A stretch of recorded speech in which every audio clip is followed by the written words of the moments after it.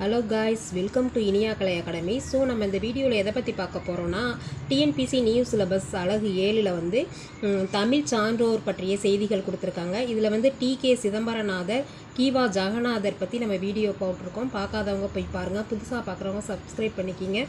அப்போ தான் ரொட்டீனாக உங்களுக்கு இந்த வீடியோ வரும்.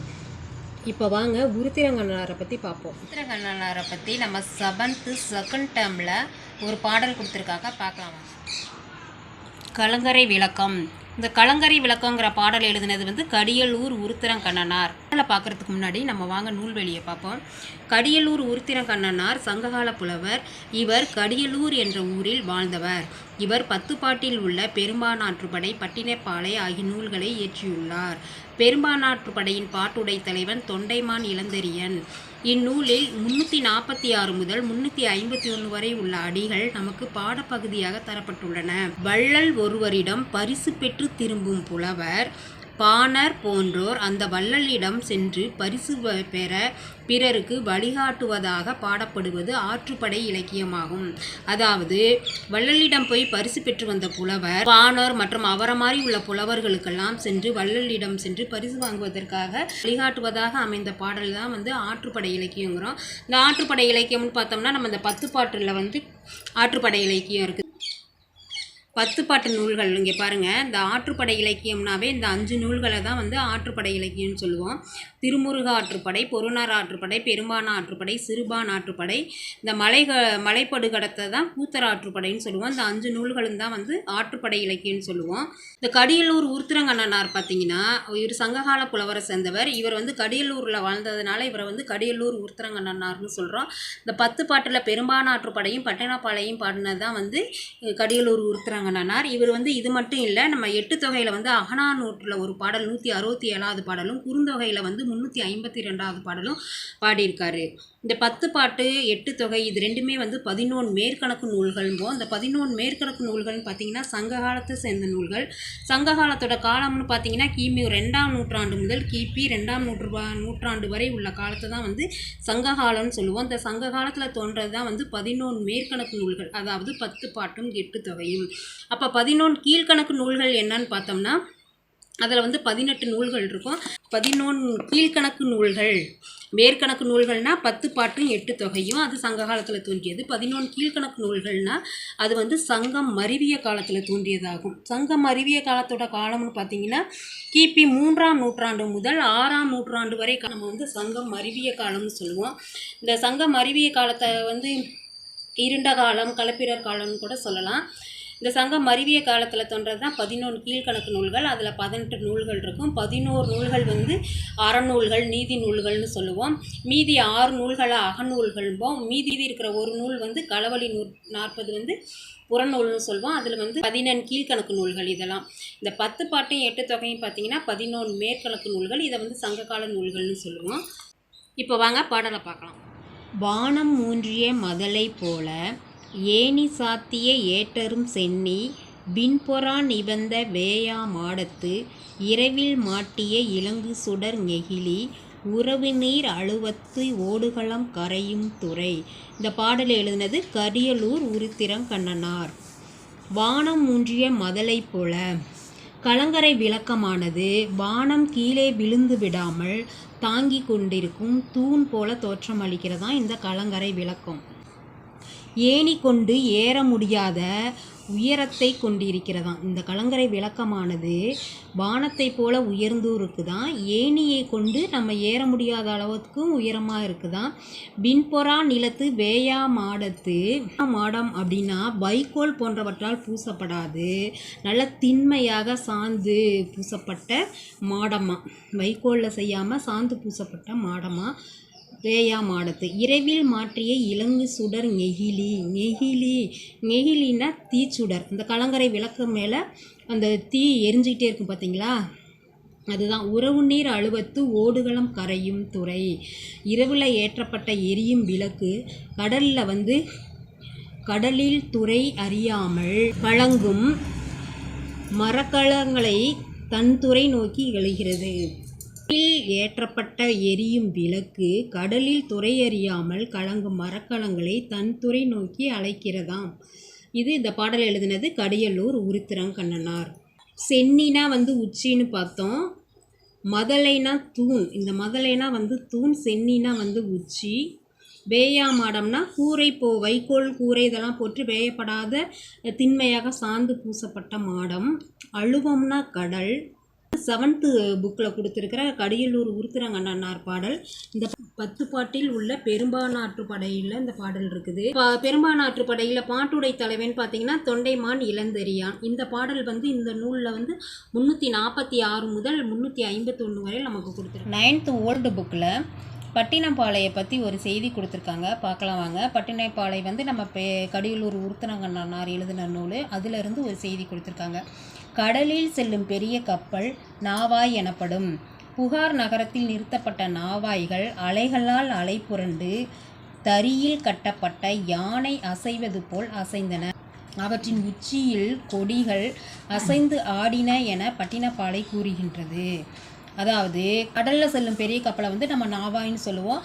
அந்த புகார் நகரத்தில் நிறுத்தப்பட்ட நாவாய்கள்லாம் அலைகளால் அலை புரண்டு கொடியில் கட்டப்பட்ட யானை அசைவது போல் அந்த நாவாயெல்லாம் அசைதான். இதை வந்து உச்சியில் கொடிகள்லாம் அசைந்து ஆடுறதை பற்றி இந்த பட்டினப்பாளை நமக்கு கூறுகிறது. இதுக்கு வந்து ஷார்ட்கட்டாக நம்ம நாம எப்படி வச்சுக்கலாம்னா பட்டணத்தில் யானை கப்பல், பட்டணத்தில் யானை கப்பல் அப்படின்னு நாம வச்சுக்கலாம். 10th ஓல்டு புக்கில் பட்டினப்பாளை பாடலில் ஒன்று கொடுத்துருக்காங்க, பார்க்கலாம் வாங்க.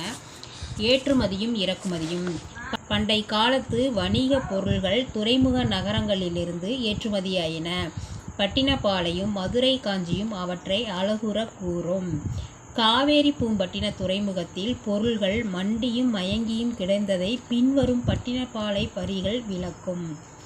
நீரின் வந்த நிமிர்மறி புரவியும் காலின் வந்த கருங்கரி மூடையும் வடமலை பிறந்த மணியும் பொன்னும் குடமலை பிறந்த ஆரமும் அகிலும் மயங்கிய நனந்தலை மருகு. நீரின் வந்த நிமிர்மறி புரவியும், நீரில் வந்த கடலில் வந்த நிமிர்மறி புரவியும்னா குதிரை, நிமிர்ந்த குதிரை. அதாவது அரபி நகரத்திலிருந்து நீரில் கடலில் வந்த நிமிர்மறி புரவியும் நிமிர்ந்த குதிரையும். காலின் வந்த கருங்கரி மூடையும், கருங்கரினா மிளகு, காலினா மாட்டு வண்டியில் வந்த கருங்கரி மூட்டையும். வடமலை பிறந்த மணியும் பொன்னும், வடமலையிலேருந்து நமக்கு கிடைச்ச மணியும் பொன்னும். குடைமலை பிறந்த ஆரமும் அகிலும் மயங்கிய நனைந்தல மருகுன்னு பட்டினப்பாளை பாடல் வந்து இந்த ஏற்றுமதியும் இறக்குமதியும் பற்றி கூறுகிறது. இப்போ வாங்க அவுட் சோர்ஸ் புக்கு பார்ப்போம், தேவிரா புக்கு. இதில் பாருங்கள், பெரும்பானாற்றுப்படை கடியலூர் உருத்திரங்கண்ணனார் பாடியது. இவர் வந்து பட்டினப்பாளையை பாடியவரும் இவரே. இப்போ இதுக்கு ஒரு ஷார்ட்கட் ஞாபகம் வச்சுக்கலாம் பாருங்கள். பெரும்பானாற்றுப்படை கடியலூர் உருத்திரங்கண்ணனார். பெரும்பானைன்னு நம்ம வச்சுக்குவோம். அதாவது பெரிய பானை கண்ணை உறுத்துது, பெரிய பானை கண்ணை உறுத்துது அப்படின்னு ஷார்ட்கட்டுக்கு ஞாபகம் வச்சுவோம்.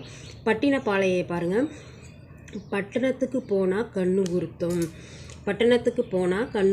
பட்டினப்பாளை உருத்திரங்கண்ணனார். பெரிய பானை கண்ணை உறுத்தும், பெரும்பானாற்றுப்படை உருத்திரங்கண்ணனார் அப்படின்னு ஷார்ட்கட் ஞாபகம் வச்சுக்கோங்க. பாட்டுடை தலைவன் வந்து தொண்டைமான் இளந்தெரையன். வெண்ணேர் கிள்ளிக்கும் நாகக்கண்ணி பிரிவல்லைக்கும் பிறந்தவன் தொண்டைமான் இளந்தெரியன். இந்த பாடல் பார்த்தீங்கன்னா 500 அடிகளை கொண்டது, ஆசிரியர் பாவால் ஆனது. இப்போ வாங்க மேற்கோள் பார்க்கலாம். பொலிமலை துறந்த புகைவை குன்றத்து பழுமரம் தேடும் பறவை போல மணிவார் தன்னை மாயிரு மறுப்பின் பொன்வார் தன்ன புரியடங்கு நரம்பு. முறை வேண்டுனருக்கும் குறை வேண்டுனருக்கும் வேண்டுபவ வேண்டினர்க்கு அருள். புனலாடு மகளிர் இட்ட பொல்லாங்குலை இறைதேர் மணிச்சிரல் இறை செத்து எரிந்து. நீலநிற உருவின் நெடியோன் கொப்புள் நான்முக ஒருவர் பயந்த பள்ளிதழ் தாமரை பொகுட்டின் காண்பர் காஞ்சி நகர் வர்ணனை. இது வந்து பெரும்பானாற்றுப்படையின் முக்கியமான மேற்கோள்கள் பார்த்தோம். அடுத்தது வாங்க பட்டினப்பாளையை பார்க்கலாம். பட்டினம் என்பது காவேரி பூம்பட்டினத்தை குறிக்கும். இந்நகருக்கு புகார், பூம்புகார் என்ற பெயர்களும் உண்டு. கடியலூர் உருத்திரங்கண்ணனார் பாடியது. இது அகநூலை சேர்ந்தது. 300 பாடல் அடிகள் கொண்டது, 300 அடிகள் கொண்டது. பட்டினப்பாளை பாடல் வந்து வஞ்சியடி கலந்த ஆசிரியப்பா. இதில் வந்து கரிகால் பெருவளத்தனை வந்து புகழ்ந்து பாடியிருப்பார் நம்ம உருத்திரங்கண்ணனார். இங்கே பாருங்கள் ஒரு செய்தி. பட்டினப்பாலையை பாடியமைக்காக கடியலூர் உருத்திரங்கண்ணனாருக்கு கரிகார் பெருவளத்தான் 100,000 லட்சம் 100,000 பொன் பரிசளித்தான். 100,000 பொன் பரிசளித்திருக்காரு. யாருன்னா கரிகார பெருவளத்தான். சோறுவாக்கிய கொழுங்கஞ்சி யாரு போல பரந்தொழுகி ஏறு போற சேராகி தேர்வோட துகன் செழுமி நீரு ஆடிய களிறு போல வேறுபட்ட வினை ஓவத்து வெண்கோயில் மாசு ஊற்றும். அதாவது இந்த பட்டினப்பாலையில் புகார் நகரத்தில் பார்த்தீங்கன்னா மக்கள் சோறாக்கி வடித்த கஞ்சிலாம் ஆறு போல் ஓடுமா. அங்கே தேர் ஓடுறதுக்கு கூட இடம் இல்லாமல் தடுமாறிட்டு இருப்பாங்களாம். அந்த அளவுக்கு செழுமையான நாடாக பூம்புகார் இருந்திருக்கு. அடுத்த பாடல் பாருங்க. நீரின்றி நிலத்து ஏற்றவும் நிலத்தின்றி நீர் பரப்பவும் அனந்து அறியா பல பண்டம் புலி பொறித்து புறம் போக்கி. இந்த பாடல் பாருங்க. இந்த பாடல் நம்ம ஸ்கூல் புக்கில் இருக்குது. நீரின் வந்த நிமிர்பரி புறவியும் காலில் வந்த கருங்கரி மூடையும் வடமலை பிறந்த மணியும் பொன்னும் குடமலை பிறந்த ஆரமும் அகிலும் தென்கடல் முத்தும் குணக்கடல் துகிரும் கங்கை வாரியும் காவேரி புயனும். இங்கே பாருங்க அடுத்த பாடலை. முட்டா சிறப்பின் பட்டினம் பெறினும் வார் இருங்கூந்தல் வயங்கு இலை ஒளிய வாரேன் வலிய நெஞ்சே காடுகொன்று நாடாக்கி குளம் தொட்டு வளம். இவருங்க 10 பாட்டு நூல்களில் இந்த பெரும்பானாற்றுப்படையும் பட்டினப்பாளையம் தான் நம்ம கடியலூர் உருத்திரங்கண்ணனார் எழுதியிருக்கிறாரு. பெரும்பானாற்றுப்படை பாடல் அடிகள் பார்த்திங்கன்னா 500. இது புறநூல் புறப்பாட்டை சேர்ந்தது. இந்த பா வகை பார்த்திங்கன்னா ஆசிரியப்பா. பாடியவர்கள்னு பார்த்தீங்கன்னா கடியலூர் உருத்திரங்கண்ணனார் தான். யாரை பாட்டுடை தலைவனாக வச்சு பாடியிருக்காருன்னா தொண்டைமான் இளந்தெரையன். இதில் பெயர் இந்த பெரும்பானாற்றுக்கு படைக்கு வேறு பெயர் பானாற்றுப்படைன்னு சொல்லுவாங்க. வேறு பெயர்னா பானாற்றுப்படை. இதான் நம்மளுக்கு மெயின். பாருங்க பட்டினப்பாலை இதில் 301 பாடல்கள் இருக்கும். இது அகநூலை சேர்ந்தது. பெரும்பானாற்றுப்படை புறநூலை சேர்ந்தது. பட்டினப்பாலை அகநூலை சேர்ந்தது. இது வஞ்சியடி கலந்த ஆசிரியப்பாலாக பாடப்பட்டது.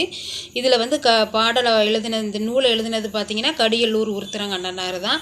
இதில் பாட்டுடை தலைவன் இல்லை. ஆனால் அவர் யாரை அதிகமாக புகழ்ந்திருப்பார்னா கரிகால பெருவளத்தான் தான் அதிகமாக புகழ்ந்து பாடியிருப்பார். இதில்னா பட்டினப்பாலையில். இந்த பட்டினப்பாலைக்கு வேறு பெயர் பார்த்திங்கன்னா வஞ்சி நெடும் பாட்டு. பெரும்பானாற்றுப்படைக்கு வேறு பேர் பார்த்திங்கன்னா பானாற்றுப்படை. பட்டினப்பாலைக்கு வேறு பேர் பார்த்திங்கன்னா வஞ்சி நெடும் பாட்டு. நம்ம அழகு 7ல் இது வரைக்கும் தமிழ் சான்றோர் பற்றிய செய்திகளை உருத்திரங்கண்ணனாரை பற்றி பார்த்தோம். இதுக்கு முன்னாடி நம்ம டி.கே. சிதம்பரநாதரும் கீவா ஜெகநாதரும் பார்த்துருக்கோம். பார்க்காதவங்க போய் பாருங்கள். புதுசாக பார்க்குறவங்க நம்ம சேனலை சப்ஸ்கிரைப் பண்ணிக்கோங்க. அப்போ தான் நம்ம போடுற ஒவ்வொரு வீடியோவும் உங்களுக்கு ரொட்டீனாக வரும். Okay, thank you guys. Thank you for வாட்சிங். இந்த வீடியோ பிடிச்சிருந்தால் லைக் பண்ணுங்கள், கமெண்ட் பண்ணுங்கள், மறக்காமல் உங்கள் ஃப்ரெண்ட்ஸ்க்கெலாம் ஷேர் பண்ணுங்கள். புதுசாக பார்க்குறவங்க சப்ஸ்கிரைப் பண்ணிக்கோங்க. அப்போ தான் ரொட்டீனாக வரும். நாங்கள் போடுற ஒவ்வொரு வீடியோவும் உங்களுக்கு ரொட்டீனாக வரும். Thank you to all.